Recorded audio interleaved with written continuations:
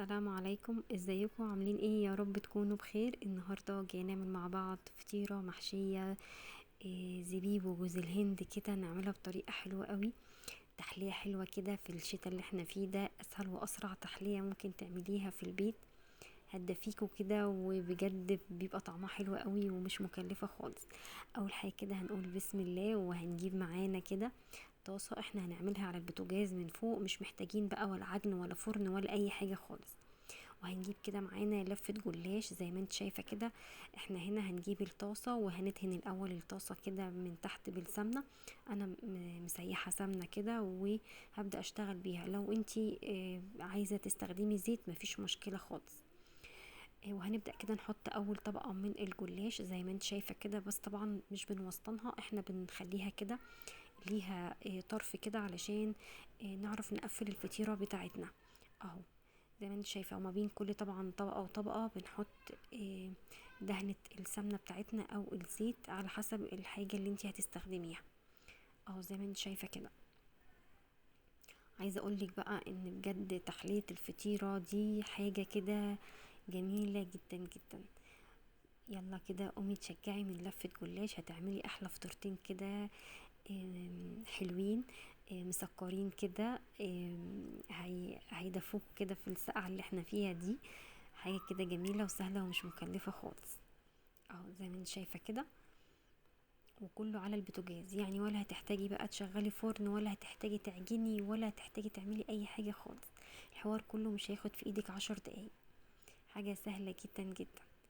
خلاص كده احنا كنا عملنا الاربع طروف بتاع الطاسة، وعايزة اقولك ان انت ممكن تستخدمي اي طاسة عندك.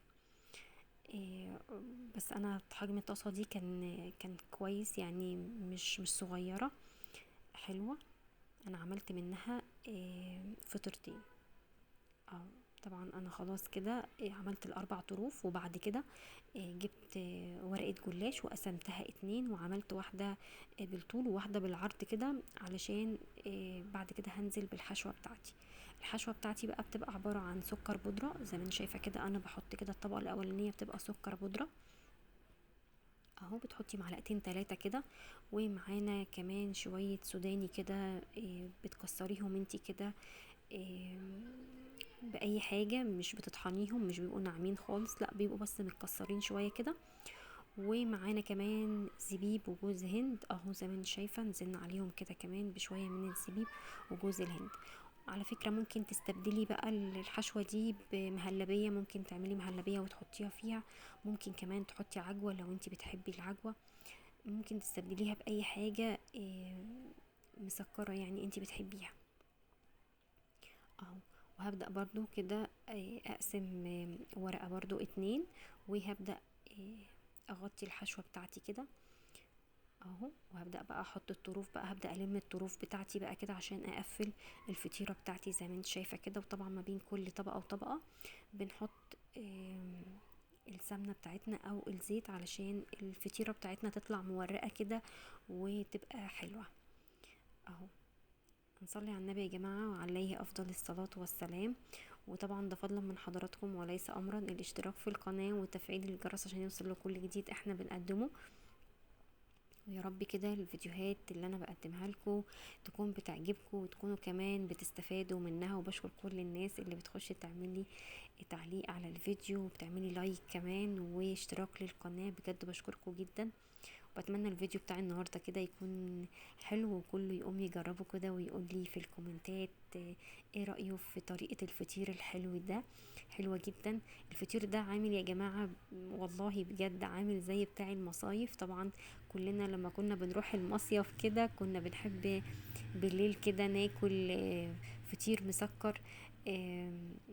فعايزه اقولك ان هو نفس الطعم بالظبط ونفس الريحة كمان. حاجة كده حلوة جدا بجد، هتعشقيها وولادك كمان هيعشقوها، ومش هتبطلي تعمليها طول فصل الشتاء. خلاص كده احنا كنا قفلنا الفطيرة بتاعتنا. طبعا اخر حاجة كده بنحط سمنة من فوق الوش كده، وبعد كده هناخدها بقى على البوتاجاز. اهو انا بس كده بوريها لكم. وبعد كده خلاص انا حاططها على البوتاجاز. طبعا بتخلي النار مش عالية قوي عشان ما تتحرقش معاكي، وبتفضلي كده متابعاها وكل شويه بتبصي عليها لحد ما تلاقي الوش بتاعها كده بدأ يحمر، بتقلبيها على الوش التاني اهو. طبعا هي ما بتاخدش دقايق على النار علشان بس ما تسيبيهاش، هي ما بتاخدش دقايق خالص. وبعد كده وهي طبعا سخنة كده وعلى النار، طبعا بتكوني انتي جايبة كده كوباية من اللبن ومحلياها، وبتنزلي عليها كده وهي سخنة عشان تطرى بقى معاكي، وبتغطيها طبعا عشان تبدأ الفطيرة بقى معاكي تبقى طرية جدا وتبقى جوسي كده، حاجة جميلة كده. خلاص احنا كده كنا خلاص خلصناها، هنحط بقى عليها كده رشة سكر من فوق الوش، وبعد كده بنقطعها بقى. عايزه اقولك بقى كلي احلى فطير بجوز الهند والزبيب والسوداني، حاجه كده روعه، والله حاجه كده جميله جدا، وما خدتش في ايدك 10 دقايق، وما كلفتناش حاجه خالص. هي لفه جلاش واحده، وطبعا الزبيب والجوز الهند متوفرين عندنا، بيبقى بقى في شويه كده بواقي من شهر رمضان، طبعا هنطلعهم بقى نستخدمهم كده في الفطير القمر ده. حاجة كده جميلة وطرية جدا جدا، وطعمها وريحتها كانوا جايبين اخر الدنيا. انا من جمالها ومن ريحتها ما كنتش قادرة طبعا استنى، اكلت كده حتة قدامكم. بصوا شكلها حلو جدا، وحاجة كده طرية، وطعمها كمان ما تفرقش عن بتاع المحلات، بل احلى كمان من بتاع المحلات. حاجة كده انت اللي عاملاها بايديكي. جربوا كده الطريقة بتاعت الفطير الحلو ده. طبعا احنا عملنا الفيديو اللي قبليها كان برضو فطير باللحمة المفرومة، كانت نفس الطريقة كده، بس كانت الحشوة لحمة مفرومة، وعايزة اقولك برضو كانت حلوة قوي. مش هنعجن ولا نتعب نفسنا لا في عجن ولا في فرن ولا اي